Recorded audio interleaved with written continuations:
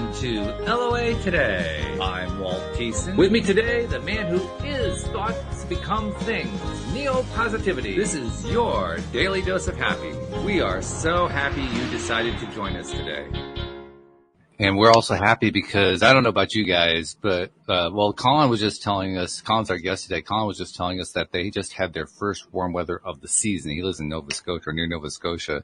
I've just been out in like the most gorgeous spring weather that we've had here in Connecticut in a long time. And of course, Neo's in southern Florida where it's just always gorgeous. So this is like gorgeous weather day, right? And it's a Friday. I mean, can you have a better combination than that? I don't know that there is one. So, but there is one other thing that we can add to the mix that I think will actually make it better, tastier, spicier, juicier, because our guest, Colin Kingsmill, first of all, he described himself as a whole human coach, and he's been telling us about how he's been really into this stuff, into this law of attraction stuff for like the last, 15, 20 years or something like that. Yeah, 15 years easily, yeah. So, I mean, between you and Neo, who like is thoughts become things, he's like traveling the world practically, sharing the idea. And what we talk about, this is going to be a fun hour. This is going to be a really fun hour. So, Colin, thank you for joining us. How are you doing? I'm doing really good. Like I was just saying, I was out for a walk. I didn't expect it to be summer or spring. So I'm a little hot and I look hot and bothered, but I will cool down or maybe I'll heat up. You never know. Around here with the energy level, you're probably going to heat up. Let's just, we'll put it out there out front, Sounds good. Yeah. So give us the biography. Like, how did you get into all this stuff? How'd you become the whole human coach? Okay. So that's kind of, I'll break it down into two answers, I guess. I became a whole human coach because as a traditional coach, executive coach and life coach, you have to adhere to the models of the International Coach Federation, which I think are great, right? They're fantastic.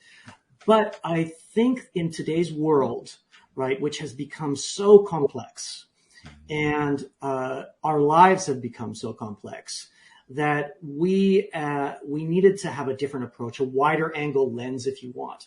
So my team at Whole Human Coaching, what we do is we look at you a bit more holistically, right? And if we feel that we need to go off of the International Coach Federation sort of guidelines and the strict models, we'll take you there. So, but obviously we won't break the rules. We're going to tell you, hey, I think we should talk about a little bit of mentorship.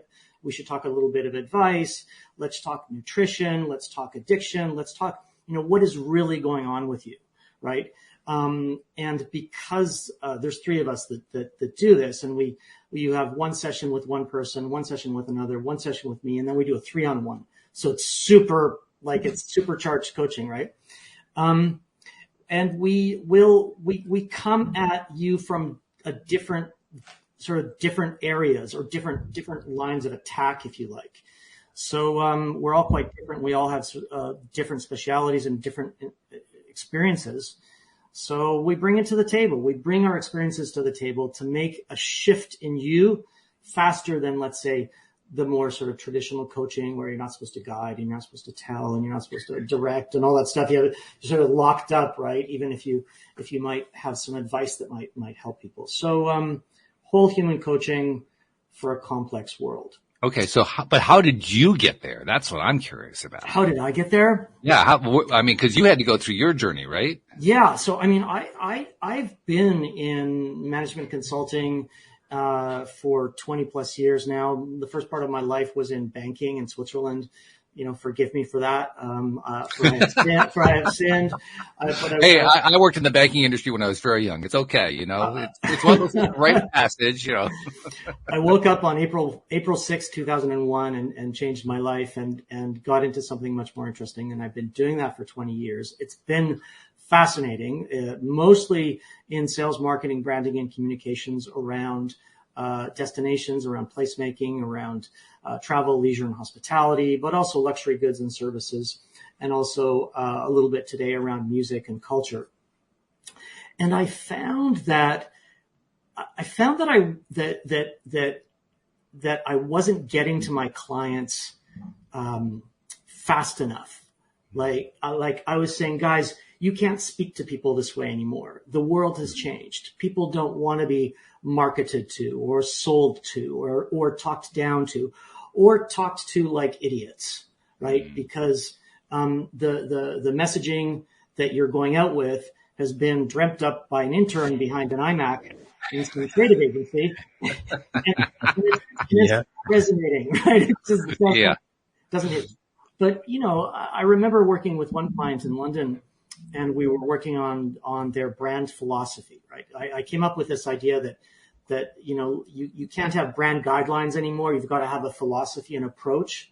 Mm-hmm. It took me 3 months to get out of these guys what they were really doing. Mm-hmm. And I thought, you know what? I think I need to go back to school. Uh-huh. And so I went back to school in London and got my coaching certification. And it's been kind of I've been less and less sort of more and more interested in coaching and helping people and serving. And my mission now is to help people rediscover their humanity. So, and Neo asked you before we got started, he asked you where you first got into the law of attraction part. Tell us that part of the story.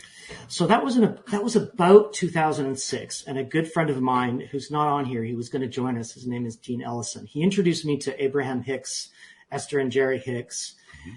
And I loved it. It all seemed super interesting. I had done a lot of exploration in the previous years around spirituality. I had that career change in 2001. So I was really into this stuff. I got Eckhart Tolle's new book, and I was kind of wishing I would run into him in Vancouver, with The Power of Now. This is a while ago. So I was into it. I was open, and, Dean introduced me to it, and I loved it. I thought it was fantastic. A little bit of Joe Dispenza too. Ooh. When What the Bleep, the movie came out. Yeah. I saw him present, after the movie came out. So I found all of that really interesting. But the first time, so I got into it, and then I was thrown, this is kind of the story of my life. I get thrown in the deep end, right? And that's why I wrote Fearless. I get thrown in the deep end. I don't know what I'm doing. I don't know where I'm going. I don't know what the solution is. But I get given projects that are complex, right? That people haven't maybe solved, or the business hasn't solved before or looked at. So in 2006 or 7, I guess, I got asked to go and do a project for the company that I worked for, which was a real estate project in Bora Bora. And it was super high end, and nobody in the company had played in that space yet, right? So they said, well, and by the way, the developer doesn't want to do any marketing. So it's all going to be relationship. Yeah. So sell these villas at 12 million in Bora Bora with somebody that doesn't want to market them. Right. Back in the day, it was still by introduction only and invitation and all that sort of marketing BS. And, so there I was, by myself in Los Angeles with a project that had to get done, and there was no rule book, no guidebook, nothing. It's like, how do I do this? And luckily my mentor, at the time said, look, I'll give you a coach. Okay. But she's a real estate coach. She's a business coach, but she's also got a spiritual side to her. So she really as we started coaching, she introduced me to the law of attraction in a sort of my second foray into it, in a much more sort of disciplined way, because every week we would sit down and have a coaching session, but it would also be an envisioning session and, possibilities and what are you feeling and what can you see and what do you really want to achieve? So I started to really go, okay, well, I've got to sell that stuff and there's no marketing. So I did a mind map of the people that I wanted to connect with. Okay. That I thought would resonate with this particular project. And I put Oprah on there. I put Elton John. I put like a lot of people that were just like, all right, fuck it. I'm law of attraction. Let's test it. Yeah. And it worked. I mean, I had I remember one day when Oprah's office called me. Wow. And, set up a call, and it was just an informative thing. And I think ultimately she wasn't interested. But in that process, I met Elton John. I met Hillary Clinton. I was just down in Los Angeles going, how does this happen? Right. But it was because I was getting coached, not only on business practices, but on the law of attraction. And I was really beginning to design what tomorrow would look like. And, I was testing it, and I just kept ticking the boxes, and it was just, a high Al Gore, like it was crazy kind of thing. And that project ended, and, I got asked to do another project in Montenegro, and I had no idea even where that was. I thought it was Montevideo. So I was like, oh, we're going to go live in the Caribbean. That's kind of cool. And, Not quite. Not quite. It turned out to be like post-communist emerging market that had just been sort of, not freed, but separated. So it's like, okay, we're going to build a super yacht marina, and we're going to sell those residences in a post-communist emerging market that has no history of tourism, really, no history of that level of product or luxury. And, and it's hard to get to, and there's no flights. And so here I was again, kind of, confronted with this another challenge. Right. And, I, in the process of learning from Sandra, my coach, she dove into the concept of vision boards. Mm-hmm. And, I said, well, why don't I try it? Like it was working in LA, like it was working marvelously. So we did a vision board of what life in Montenegro might look like. And, within 6 months, I mean, literally to the view from the house to Old Town Kotor, it all just happened. And it happened without doing anything. This was the thing, right? I spent the first 15 years of my career, working like a dog, trying to accomplish something, trying to get somewhere, trying to have, all the things you do when you get out of university. And, with that first vision board, it was like, wow, this really works. So I kept doing that at key intersection moments in my life. So sort of 2015, there was another project. It was, based in London. You're going to have to, Walt always says I'm chomping at the bits. I'm really Yeah, go ahead. I'll stop anytime.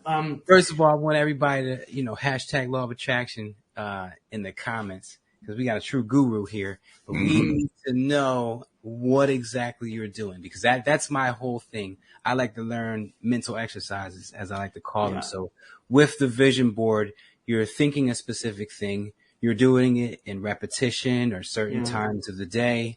And what were you doing before the vision boards when you were going for Clinton and Oprah and all that other stuff? So what were your techniques that you were using back then versus the techniques have really evolved.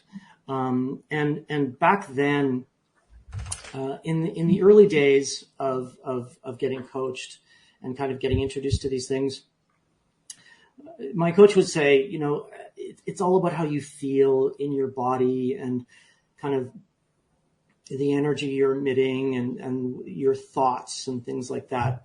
And I guess a little bit of that resonated with me because I got it and things were happening. But I can tell you that I think I was probably only using about 30% of my capacity.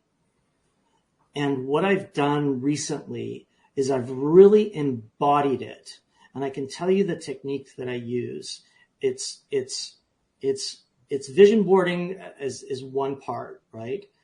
The second part is setting goals that are interim steps to getting to that vision board. Because I think a lot of people might make a mistake of putting up a vision board and then just going, hoping and wishing and thinking that you're going to get there. But it's, life is really made up of a series of steps and decisions to get to that point. So I think one of the first things I would say is break it down, right? Break down the vision board into smaller steps, smaller passages, smaller goal setting. Mel Robbins on her podcast has done an amazing goal setting toolkit, which is really based on new research and science. And it's great. She did it a few weeks ago.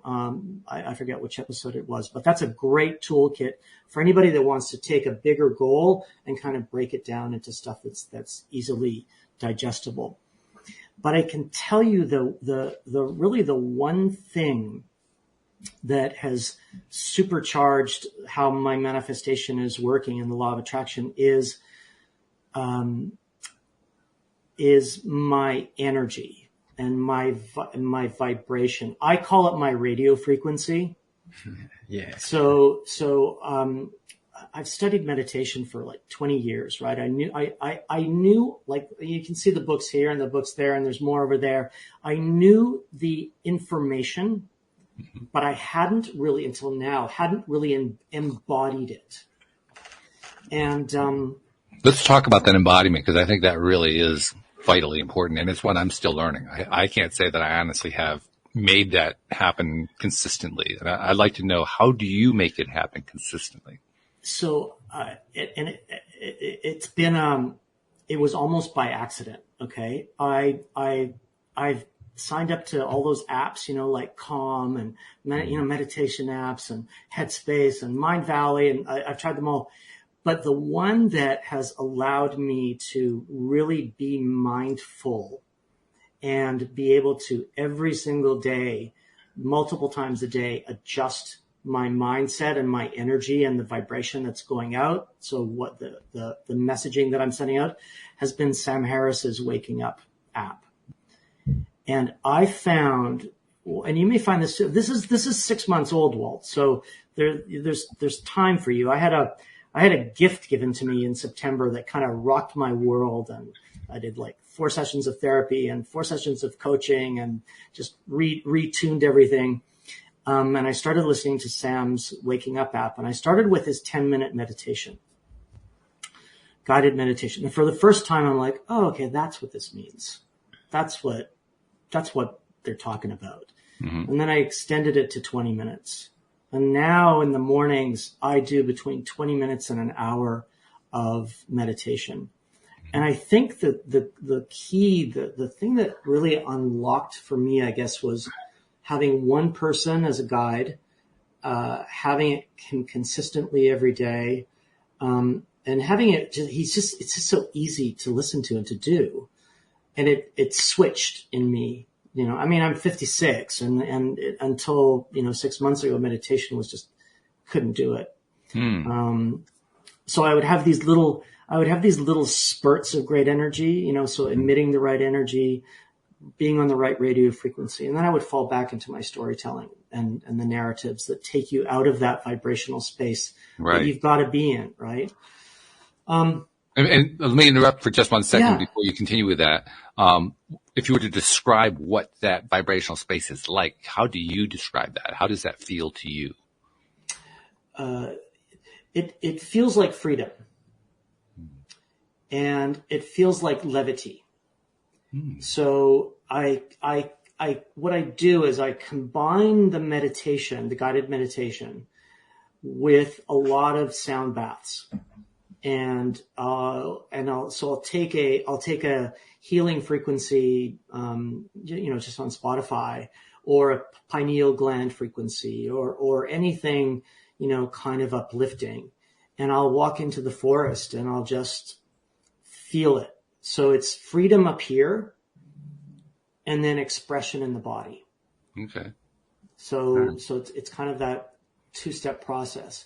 And I think the lesson, and maybe your listeners might be, interested in this, or I think the lesson that's important is often we will know what to do, right? We'll know that thoughts become reality, right? Or thoughts become things, right? And we might have a very superficial level of positivity of, oh, everything's okay and this is right and I'm doing this and I'm blah, blah, blah. But under it, we tell ourselves a different story. Mm. Oh, right? yeah. That's the problem. That's the challenge right there. Right. So it's like this always narrative that's just always going on. And we step out of it to be Superman for a second, but as soon as we're no longer proactively thinking, we jump right back on the story train. That's it. Good phrase, story train. That's why I say like changing that narrative is way more, that's the most important thing you could do, because that's most of your thoughts are on autopilot. Exactly. And so you can affect them every time you fall back onto the story train. If it's putting you in those great places with the great finances and the great relationships. So that's why my whole thing is focus on that. Get that and you're good. I couldn't agree more, and in fact, I don't know if you saw on my website, but my practice, the essence of my practice is rediscovering your humanity. That's one thing. But the way I do it is I call it deconstruct to reconstruct. That's my thing. It's like, let's break down all those stories you've got going on in your head, because that's all they are. They're stories. They're based on conditioning, and we can go to the root cause of that trauma if you want, and dig that up and work on it and deconstruct that. But once people realize where the trauma has come from, and the incident that it may have occurred, it may have been a divorce at 10 years old, something like that. I'm not saying major trauma. That's enough. But if you recognize where that came from and you recognize the conditioning and the storytelling you've been giving yourself, you can break that down and you can write a new story to listen to every day up here. But you're right, Neo. It's the most important thing, the stories we tell in our heads. And that's why I think it's so important to have some kind of practice. And it doesn't matter what it is. Like I wear something, just to kind of go, okay, go back, remember, like if I, yeah, exactly. Right. like just even, it could be a Post-it, right? But have something to remind you all day long to stay in that center space of not worrying about the future, not worrying about the past, not getting into your head, not trying to control something, not getting into your stomach. If you're in that centered space, thanks to, let's say, a practice or meditation or reading or deconstructing the stories, reminding yourself, then you can be on the right radio frequency. And it's really interesting. I tested it the other day. I was in a bit of a crabby mood at somebody, and so I remember, like, I got out of my car and I slammed the door and I sat on the bench and I'm like, I was like all frustrated. Then I walked across the street and I wasn't on the sidewalk, and some guy starts yelling at me, and I'm like, oh, there we go. Like I never get you. This is Nova Scotia, right? It's like the friendliest province in Canada. I never get yelled at, but I noticed I dipped out of my zone, and immediately there was negativity right there. There it is. And I guess the last sort of piece of the puzzle, guys, of starting in 2006 and then having the coach and testing these vision boards. And we did the same thing when we moved back to Canada a year ago. Did another vision board, and it's all happened. But the other thing is is really the science. 15 or 20 years ago, when Joe Dispenza was talking, or Candace Pert, molecules of emotion, or any of that stuff, it was kind of woo-woo back then, right? Oh, yeah. Well, for many people, it's woo-woo now. Not as many, but still is. Say that. but now the science of what's happening in here is coming out. It's starting to back it up.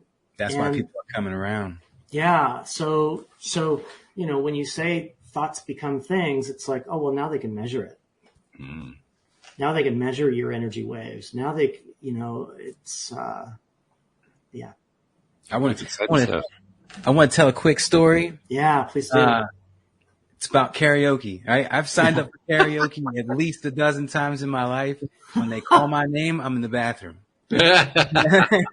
I've never done it. I'm a great shower singer, and I kill it when I'm walking around the house. So I never went up on stage, and Walt knows I'm a stage guy. Absolutely, I yeah. on stage. That's where I'm most comfortable, but not with that part of me, I guess. And so I signed up for it last year, and they made sure I didn't disappear. So I had to go on stage. I sung, and I evidently did great because they wanted me to do an encore, and then this girl asked me to do a duet with her, but she was singing the song by Lady Gaga that I've never heard before. Oh, wow. And so I'm just up there like I'm falling apart. So anyway, the time is coming up for the next, because it's at the Dental Festival, which is coming up in August. And last night I thought about it. I said, you know what? There was one girl there that killed it. She was amazing.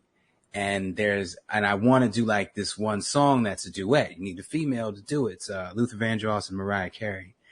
And Endless Love. So I said, you know what? I'm gonna get her to do this song with me.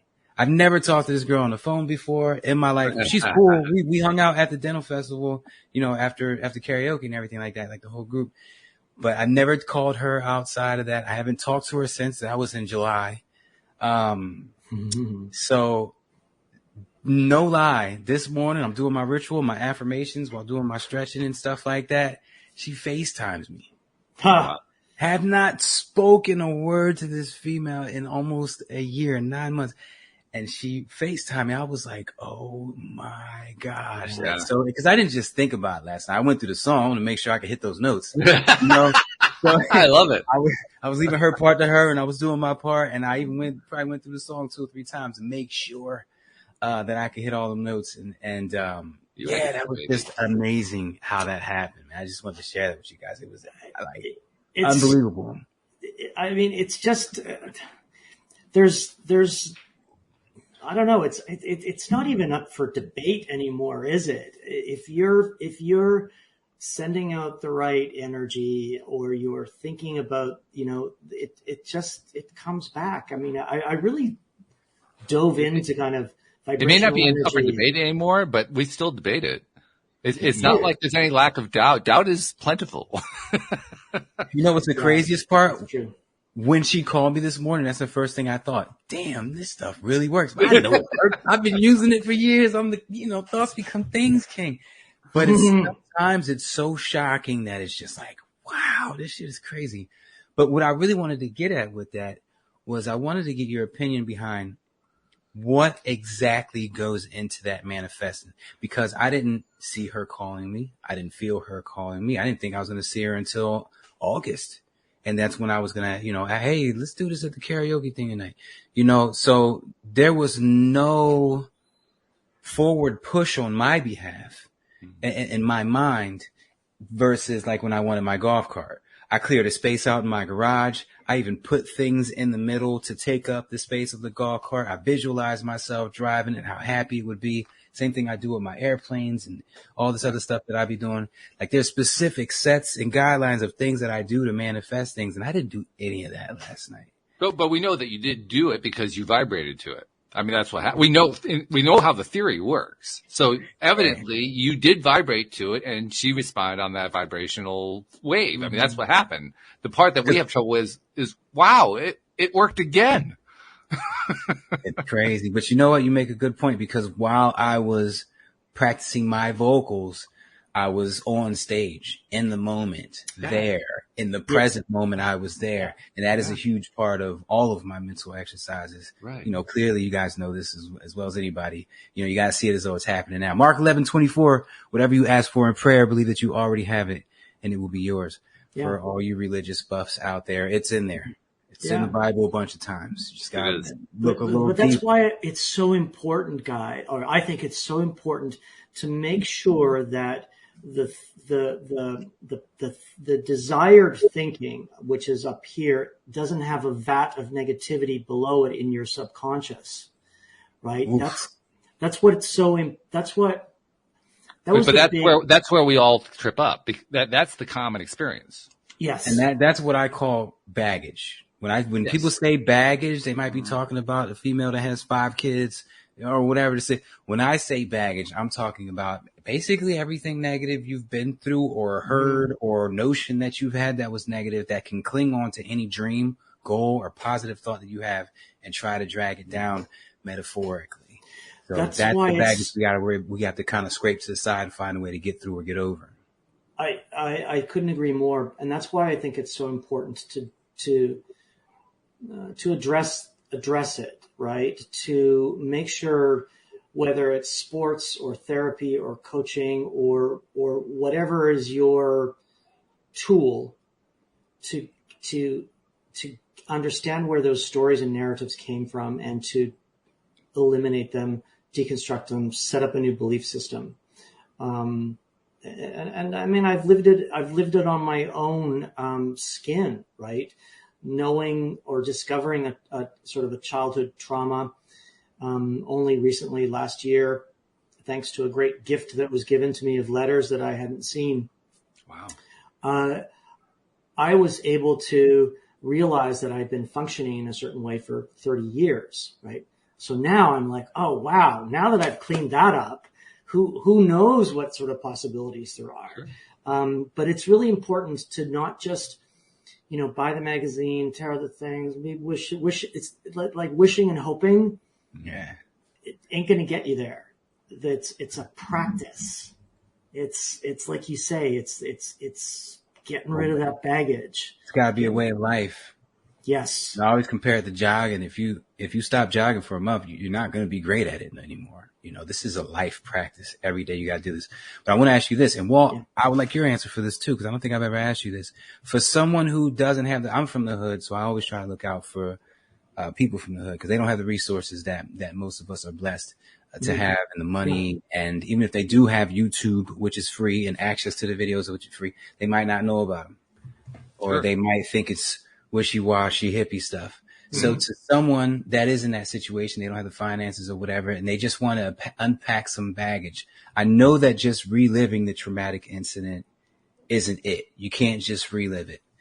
So what would you suggest somebody do at home on their own if they know the traumatic incident, they just don't know how to unpack it?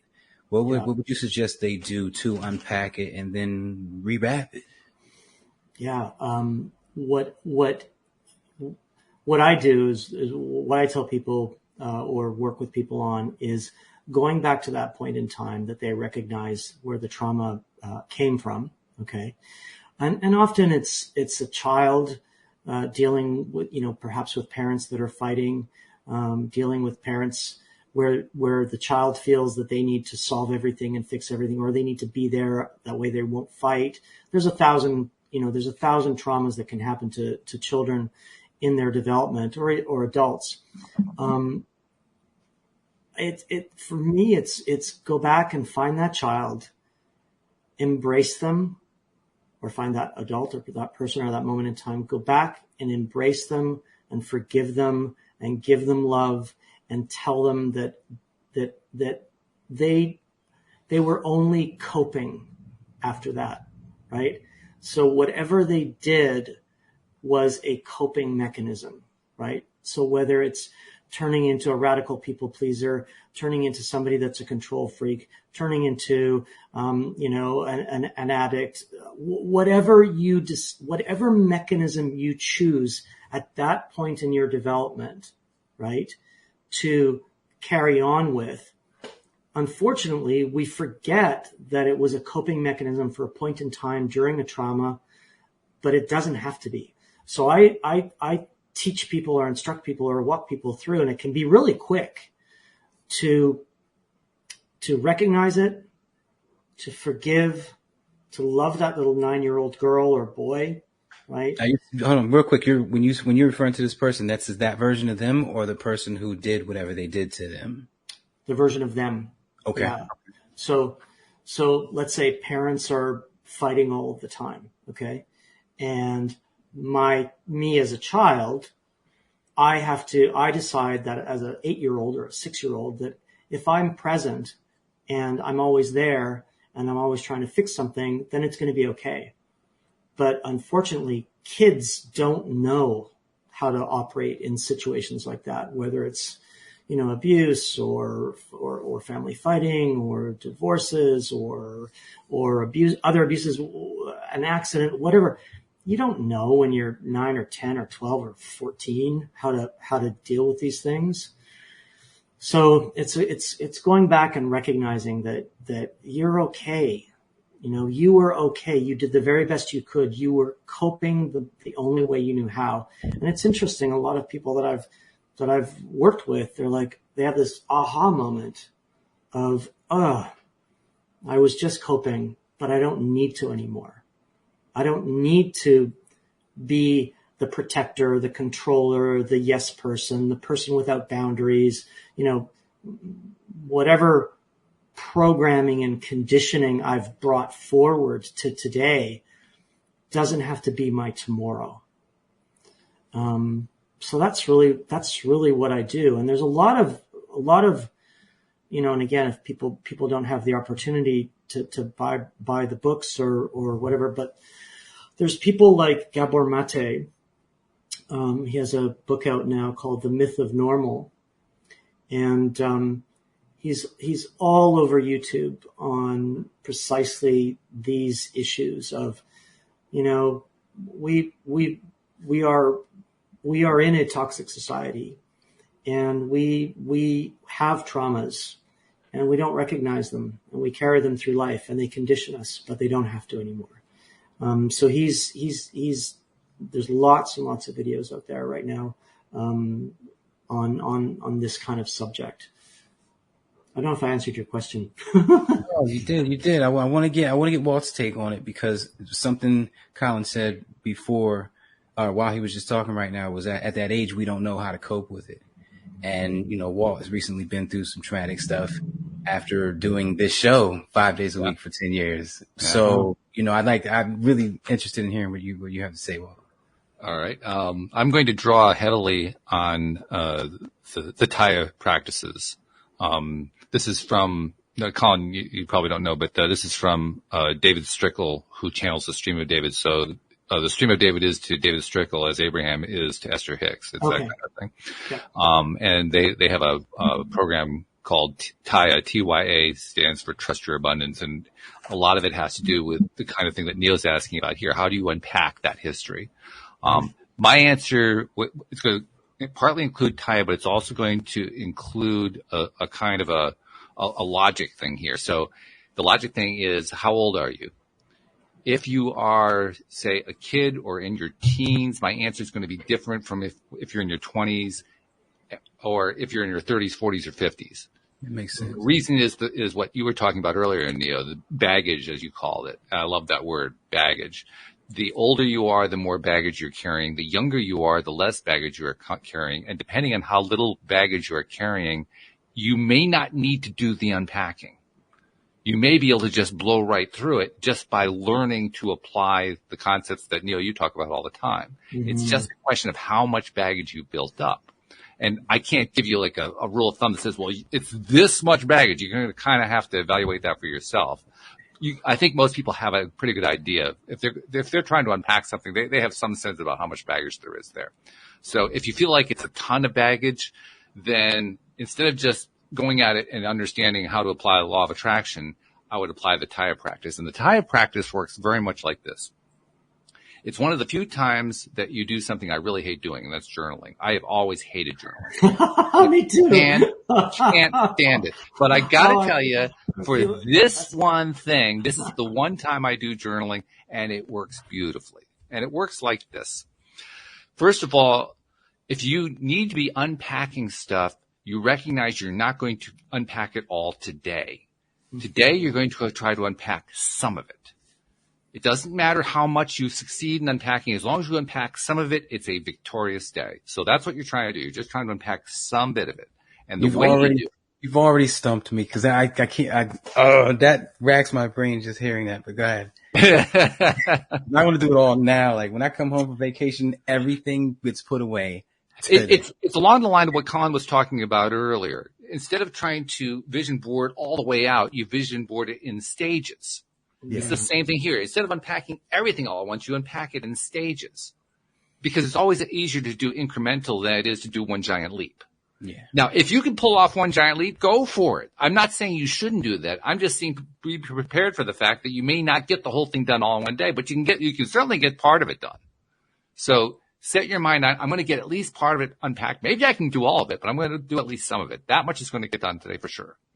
And the way you do it is you sit down and you get out a piece of paper and a pen and you do it by hand. You write this stuff out. You start by writing, okay, what can I remember about when this stuff happened? What can I remember about what the details are? You get as many of that stuff out on paper as you can.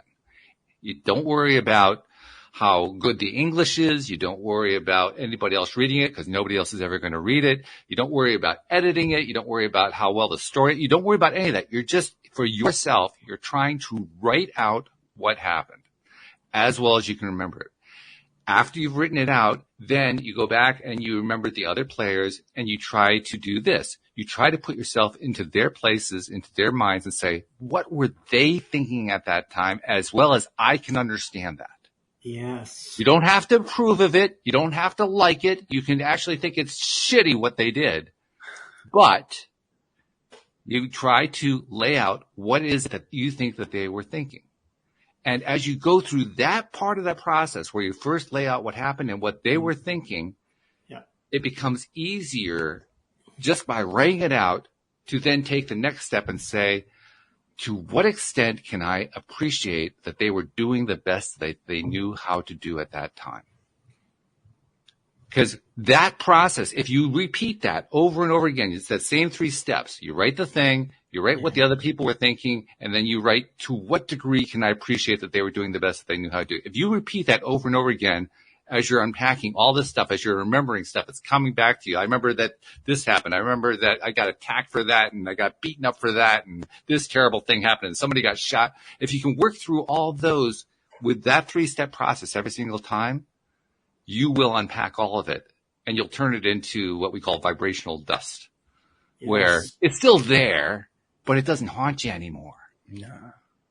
Well, you're not carrying the baggage around it. You've deposited it. You said that I'm going to leave that there, and I think that's perfect. The only thing I would add is and you forgive those people as well. Right? Well, yes. Like, that's actually a more advanced step, but you're right. That's ultimately where you're trying to get to.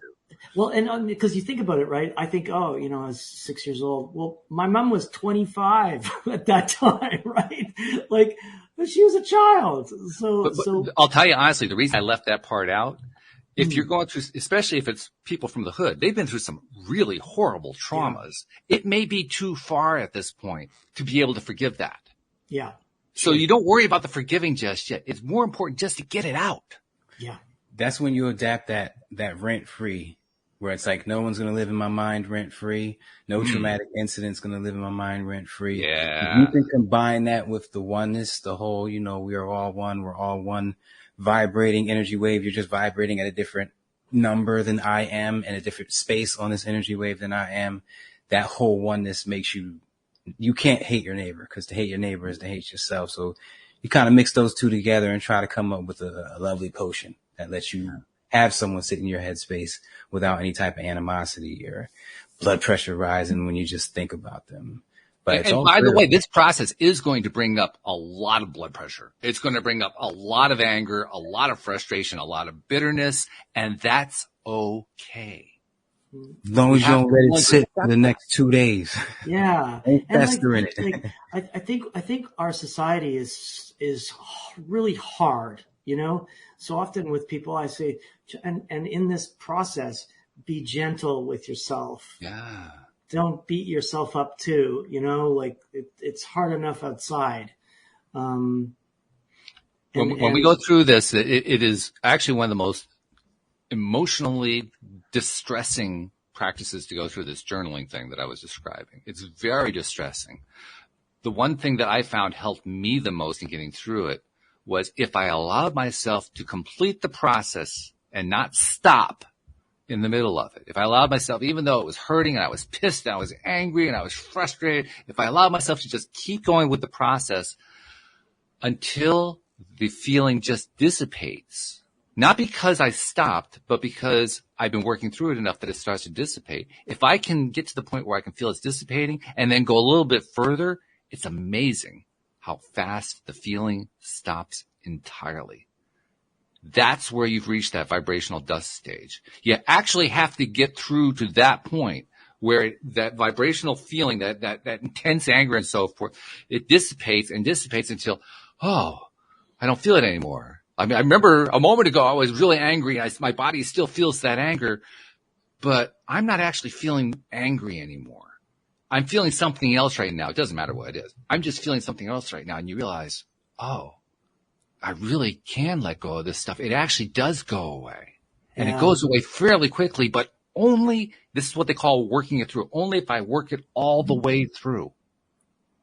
I do this thing with people. I ask them to think about a flint stone, like a flint stone to light, not the Flintstones, but like a flint stone to light a fire. We at every moment, every nanosecond, every millisecond in time, at any given Flintstone moment, you can decide to go up or to swirl down.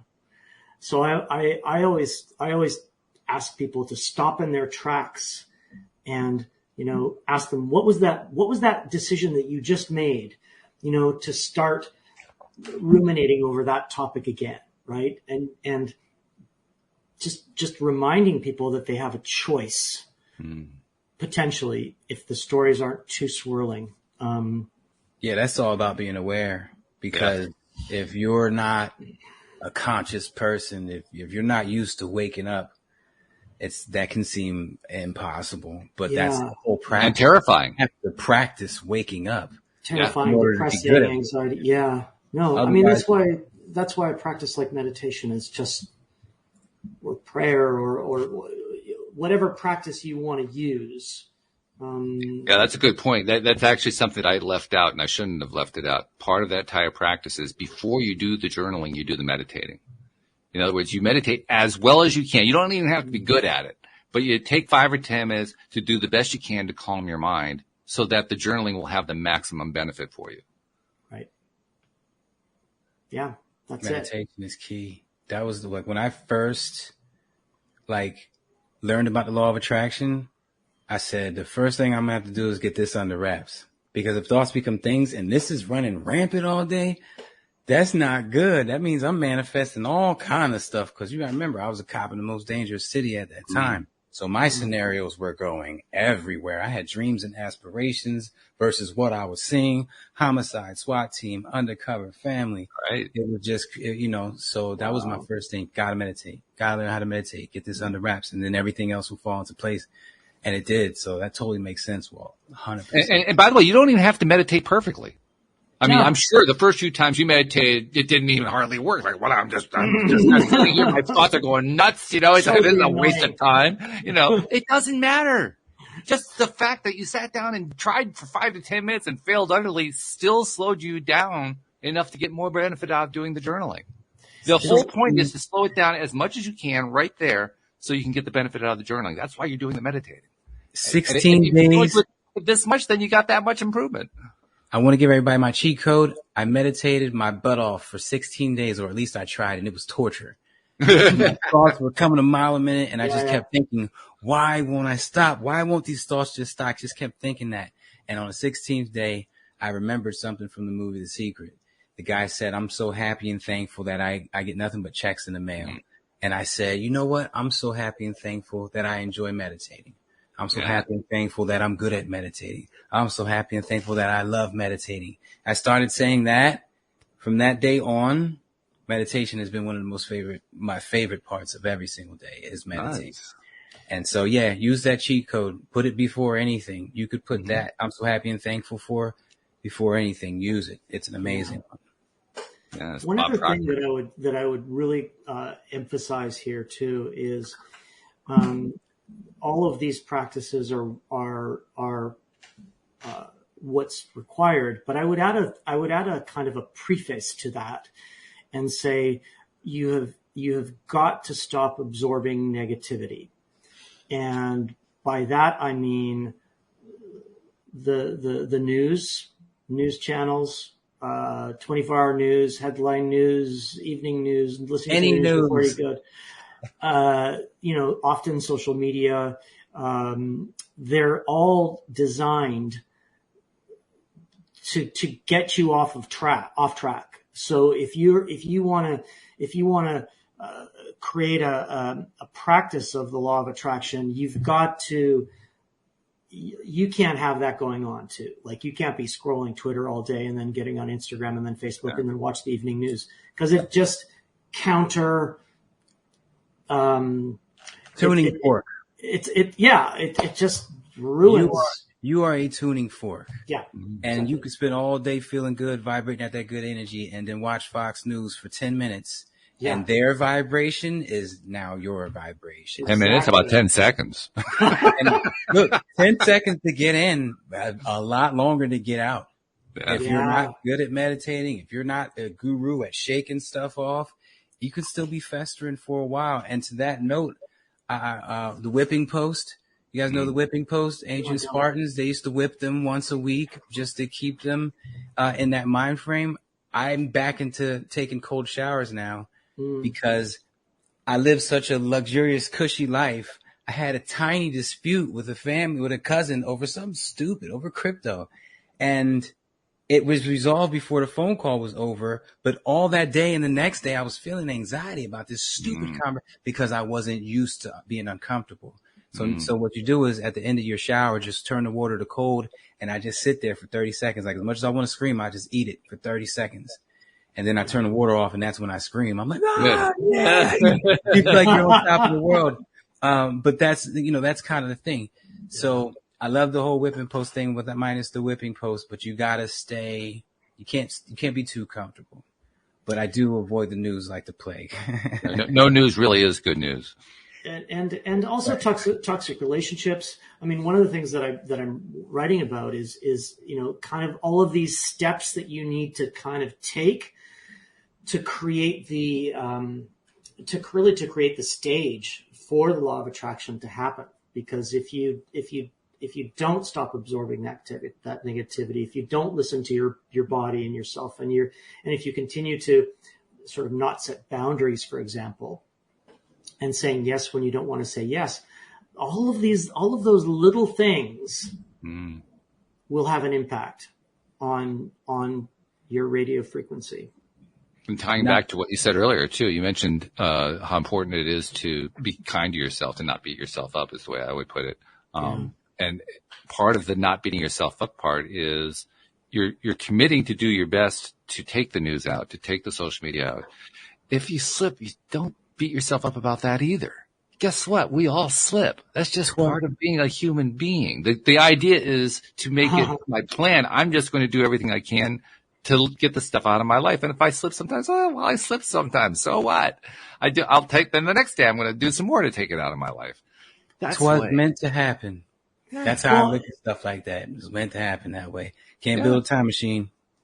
Yeah. Forward. Well, in theory, you can't. Yeah, perhaps you could. Anyway, I don't. Yeah, who knows these days? Right. Who knows? But sometimes if I do want to, dive into YouTube for a minute and watch this stuff, I'm conscious that I'm eating a candy. It's like I'm conscious that I want a bit of that junk food. Yeah. Right. So I know that I'm not going in there unconsciously and letting that stuff get me. I'm just I'm going in for a treat because I want to see. I don't know, for some reason I want a piece of chocolate. It's like an indulgence. But then you got to know you're doing it. That's the message. I love that analogy. That's how I handle TV shows, because I stopped watching a lot of TV shows because I would find myself running those scenarios later on at night. What would I do to get out of that situation? And I said, whoa, I don't want to water that seed. And so I stopped watching certain TV shows, but the ones that I do still watch, I go into it with that mentality. Yeah. A lot of times I'll see the actors as actors as opposed to the scenario that's happening. And that's how I kind of pull myself out. Like, this isn't totally suspend the disbelief, right?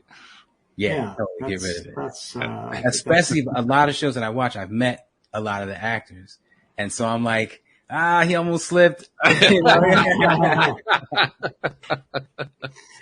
it's Gotta pull yourself out. absolutely. Colin, this has been, as usual, I mean, we only have a few minutes left, and we've flown through the show. That's the way it usually happens around here. It's crazy how fast. I swear, I think this show is probably best proof that exists, that time doesn't exist. Because there's no other way for me to explain how it flies so fast. Yeah, it's crazy. A few minutes before the show, I felt like time almost had stood still. I was like, oh, wow, it's only, it's, I'm catching myself a lot these days in that sort of time warp. Right? Yeah. Time. Well, there are a couple things, though, that we got to iron out before we lose you, because this is important stuff. First of all, we didn't really talk about this, but you're a whole human coach. We mentioned at the beginning that we kind of left that part behind. But this is like important stuff. So I think people who have listened to you have a pretty good idea of where you're at, where you're coming from. If there's somebody who's tuned in who's saying, that's the guy I need to work with, he needs to know how to find you. So how does he find you? It's super easy. It's just colinkingsmill.com. On my website, you can book a discovery call. That's it. I mean, or I'm on Instagram, Colin Kingsmill. That's it. My website. I'm there. You'll find me. And very briefly, I got to ask you one other thing too. How do you recommend that someone pick a life coach? Pick me. No, it's okay. Say it. Like, how do I recommend who they pick? Yeah. Because I've been in that place. I know what that's like. And I know what my answer turned out to be, but I'm always curious to know what somebody else's answer is. When you're trying to decide who I think everybody has this feeling when they think about getting a life coach. Yeah, but who can I trust? Mm-hmm. Who can I trust to really have my interests at heart? Yeah, I know these people all say they do, but who do I really, really trust? How do I know that person's actually going to be the right one, who's going to be able to hold me accountable the way I need to be held accountable, and who's going to help guide me in the way I need to be guided? How do I find that person? How do I figure out who that person is? Oh, that's interesting. Well, I think the first thing is you want to define what you actually want to get out of it, right? Why are you choosing to do this, right? So I think if you look at that why, you may be able to skim some of the surface off. But I mean, the second thing is you test them, right? And it has got to feel right, but doesn't necessarily have to feel good. Does that make sense? They've got to have the right energy to jive with you, but they've also got to hold you accountable and kick your ass when you need to. Yeah. Otherwise, you're just wasting your money with somebody who's just going to, babble along with you.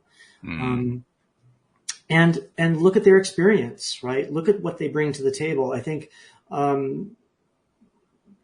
it's a profession that's not totally regulated. So there's a lot of people that are in it that may not have the toolkit for you. So make sure that person has the toolkit based on the destination that you want to get to. So, you may intuitively feel like you need a life coach, but don't go into it like you're going to a smorgasbord.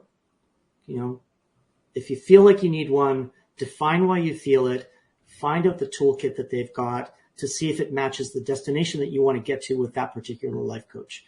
And it may be that you need different life coaches at different stages for the objective that you want to achieve. I want to piggyback on that and just say, if you get a chance, watch them speak for like at least a half an hour. Because certain people like Colin, listening to him speak today, I'd be like, all right, yeah, he knows what he's talking about. That'll get you. If they're constantly blowing you away with what they're saying, then you're like, all right, yeah, I need him. So try to find him. Everybody has stuff, places, YouTube and stuff like that. Find it. That's where the resonance really comes in. Absolutely. I like that. Colin, one more thing I need to do before we part company for the day. And this is a regular practice I make around here. Because I think it's something that we don't do enough of.